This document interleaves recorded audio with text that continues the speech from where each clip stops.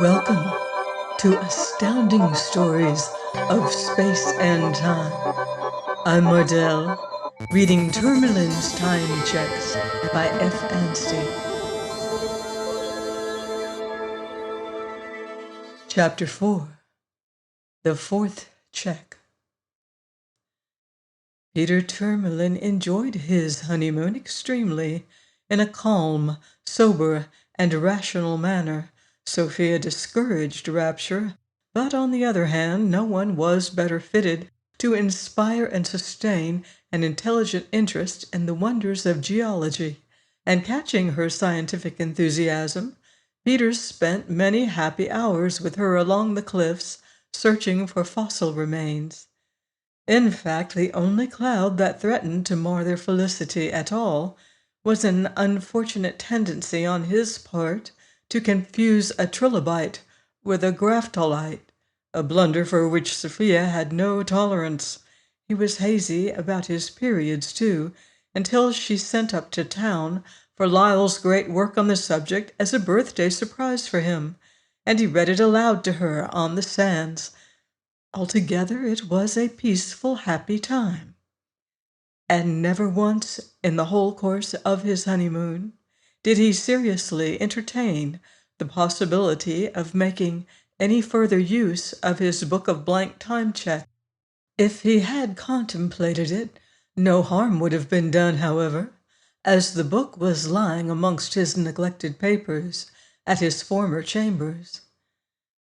He felt no poignant regret when the month came to an end, and they returned to town to take possession of their Marylebone flat, for what was it but shifting the scene of their happiness?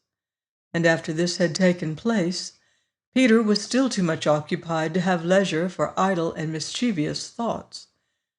Marrying Sophia was indeed like loving Sir Richard Steele's fair lady, a liberal education, and Peter enjoyed the undivided benefit of her rare talent for instruction. He had been giving his attention to astronomy of late, an unguarded remark of his having betrayed to Sophia the extreme crudity of his ideas respecting that science, and she had insisted upon his getting a popular primer with diagrams and mastering it as a preliminary to deeper study. One evening he was in the smaller room of the two that, divided by an arch, served for study and drawing room combined, and he was busily engaged in working out a simple practical illustration by the aid of one of the two aforesaid diagrams. The experiment required a lamp, a ball of cotton, and an orange transfixed by a knitting needle, and it had something to do with the succession of the seasons, solar and lunar eclipses, and the varying lengths of day and night on different portions of our globe, though he was not very clear what. "Don't you find you understand the inclination of the moon's orbit to the plane of the ecliptic better now?" said Sophia as she came through the arch. "I think I shall as soon as I can get the moon to keep steadier," he said, with more hope than he felt. "And it's rather hard to remember whereabouts I am supposed to be on this orange." "I must get you something to make that clearer," she said. "And you haven't tilted the orange nearly enough. But leave it for the moment. I've brought you in this packet of letters and things the people at your old rooms have just sent down. I wish while I am away, I shall be back in a minute, you would just run over them and tell me if there are any papers you want kept or if they may all be burnt." While she was gone, he undid the string which fastened the packet, and found, at the bottom of a mass of bills and documents of no value, the small oblong checkbook, which he had vowed never to see again. Somehow, as his eyes rested on its green cover, the old longing came upon him for a complete change of air and scene. He felt as if he must get away from that orange. There were no lamps but electric lights, and no oranges on board the Boomerang. But then his last visit had not turned out a success. What if he were to find he had drawn another quarter of an hour with that irate matron of the music room? However, he had left her, as he remembered, in a comparatively pacific mood. She understood him better now, and besides, thanks to the highly erratic system, if there was any system, on which the payments were made, the chances were immensely against his coming across that same old lady twice running. He thought he would risk that. It was much more likely that he would meet Miss Tyrrell or Miss Davenport, or it might even be another person to whom he was unconsciously allied by the bond of dear friendship. The only question was how far he could trust himself in such companionship. But here he felt himself guilty of a self-distrust that was unworthy of him, if on the two previous occasions he could not call to mind that he had entertained any deeper sentiment for either young lady than a cordial and sympathetic interest. Was it likely that now he was a married man, he would be more susceptible? He was as devoted to his Sophia as ever, but the wear and tear of several successive evenings spent in elementary astronomy were telling upon his constitution. Such high thinking did not agree with him. He wanted a plainer mental diet for a change. 15 minutes spent in the society of someone with a mind rather less cultivated than his wife's would be very restful. And then when he came back, he would give his whole mind to the orange again. In short, all Peter's good resolutions were thrown overboard once more, and he wrote out a cheque for the usual amount, in desperate fear lest Sophia might return before he could get it honored. He felt a certain compunction even then, in presenting it to the severe and intensely respectable black marble timepiece which recorded the flying hours of his domestic bliss. He almost doubted whether it would countenance so irregular a proceeding. But although it was on the verge of striking 9, it cashed the cheque without hesitation. It was midday.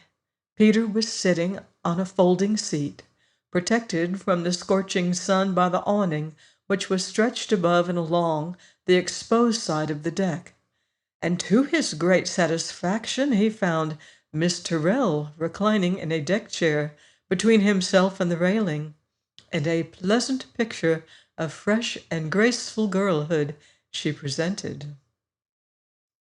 As usual, he was not in time for the beginning of the conversation, for she was evidently commenting upon something he had said.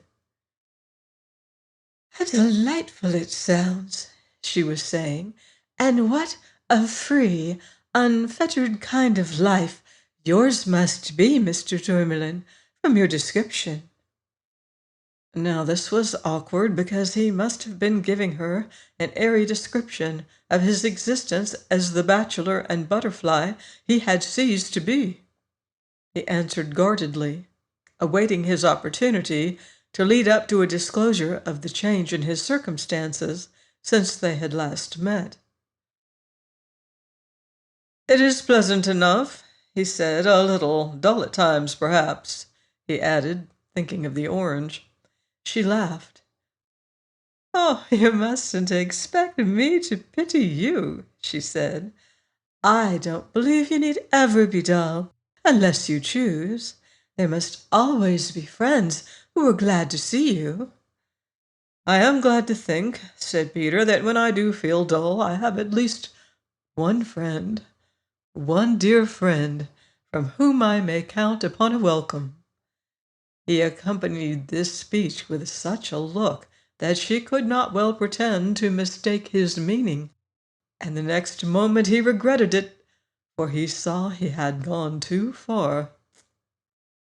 "That is a very pretty speech," she said with a faint flush, "but isn't it a little premature, Mr. Tourmalin, considering that we have scarcely known one another 2 days?" For the moment Peter had forgotten the want of consecutiveness of these eccentric time checks. This interview should by rights have preceded the first he had had with her. He felt annoyed with himself and still more with the unbusinesslike behavior of the bank. "I was anticipating, perhaps," he said, "but I assure you that we shall certainly be friends. I may even go so far as to say dear friends sooner or later. You see if I am not right." Miss Tyrrell smiled. "Are you sure?" she said with her eyes demurely lowered.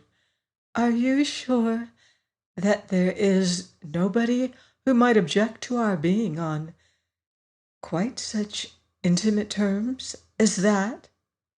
Peter started. Could she have possibly guessed? And how much did she know? "There could be nothing for anybody to object to," he said. "Are you referring to any person in particular?"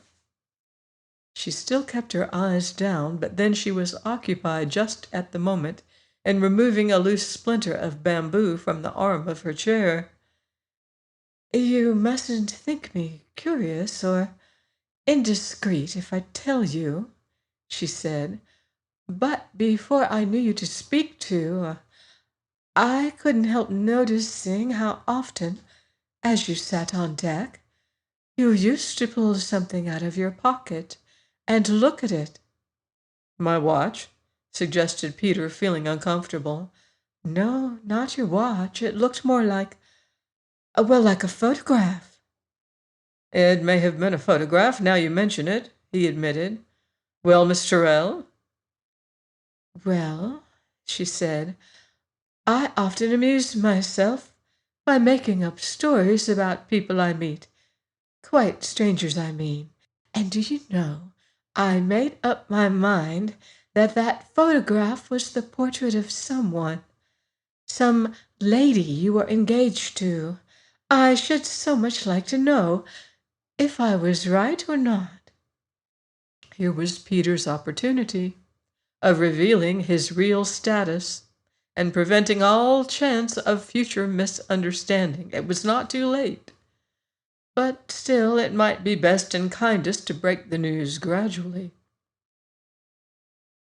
"You were partly right and partly wrong," he said. "That was the portrait of a lady I was once engaged to." Unless Peter was very much mistaken, there was a new light in her face, an added brightness in her soft gray eyes, as she raised them for an instant, before resuming her labors upon the wicker chair. "Then you mean," she said softly, "that the engagement is broken off?" Peter began to recognize that explanation was a less simple affair than it had seemed. If he said that he was no longer engaged but married to the original of that photograph, she would naturally want to know why he had just led her to believe, as he must have done, that he was still a careless and unattached bachelor. She would ask when and where he was married. How could he give a straightforward, satisfactory answer to such questions? And then another side of the case struck him. As a matter of fact, he was undeniably married. But would he be strictly correct in describing himself as being so in this particular interview? It belonged properly to the time he had made the voyage home. He was certainly not married then.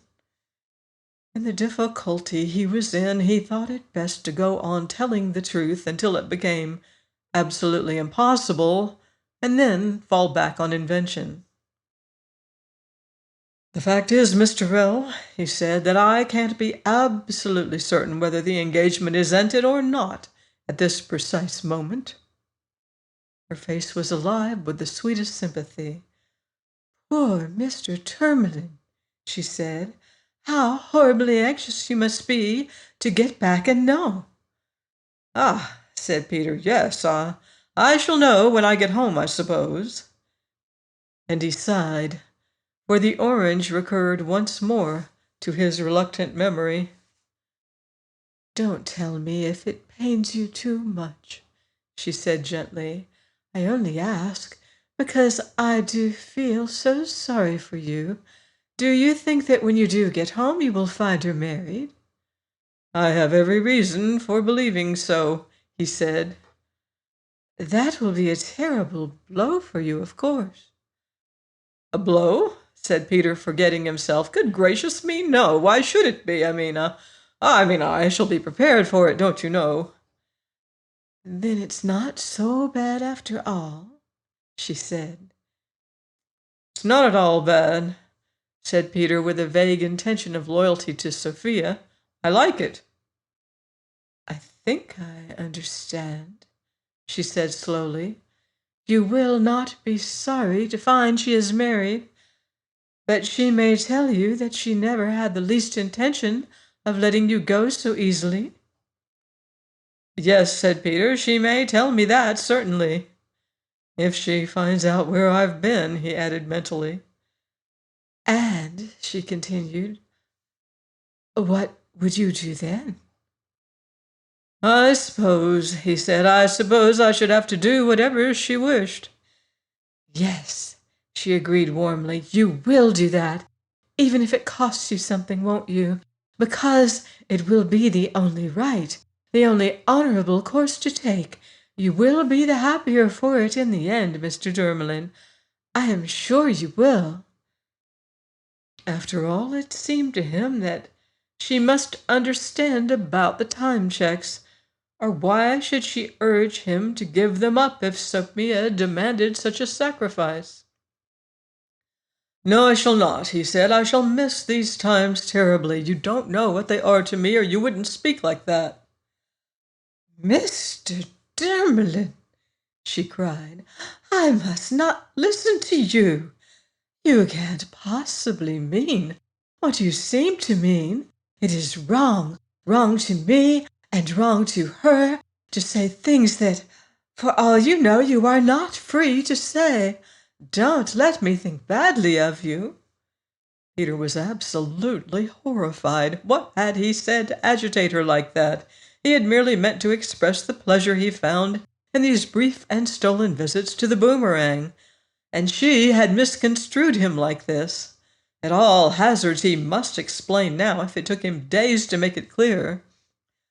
"My dear Miss Tyrrell," he protested earnestly, "you quite misunderstood me. You did indeed. Pray be calm, and I will endeavor to make my position a little clearer than I'm afraid I have done.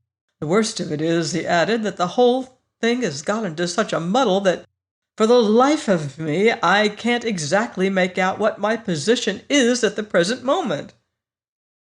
"You can if you will only recollect that you are this morning pin," said a familiar voice, and with the abruptness characteristic of the time-check system, he was back in his study, staring at the ground-glass globe of the lamp and the transfixed orange. The clock behind him was striking 9, and Sophia was offering him a pin with a big black head. "Oh, am I the morning pin?" he repeated helplessly. "Really, Peter," said Sophia, "I think the pen just at this moment has the more intelligent expression of the two. Do try to look a little less idiotic. Now see, you stick the pen into the orange to represent your point of view, and then keep on twirling it slowly round." So Peter twirled the orange slowly round for the remainder of the evening, though his thoughts were far away with Miss Tyrrell. He was wondering what she could have thought of him, and worse still, what she would think if she could see him as he was employed at that moment. "I tell you what we must do, Peter, when you get a little more advanced," said Sophia enthusiastically that evening. "We must see if we can't pick up a small second-hand orrery somewhere. It would be so nice to have one." "Oh, delightful," he said absently. He was not very clear as to what an orrery was, unless it was the dusty machine that was worked with handles at sundry assembly-room lectures he had attended in early youth. But of one thing he felt grimly certain, that it was something which would render it necessary to draw more time checks. Join me next week for another installment of Tourmalin's Time Checks by F. Anstey, here on Astounding Stories of Space and Time.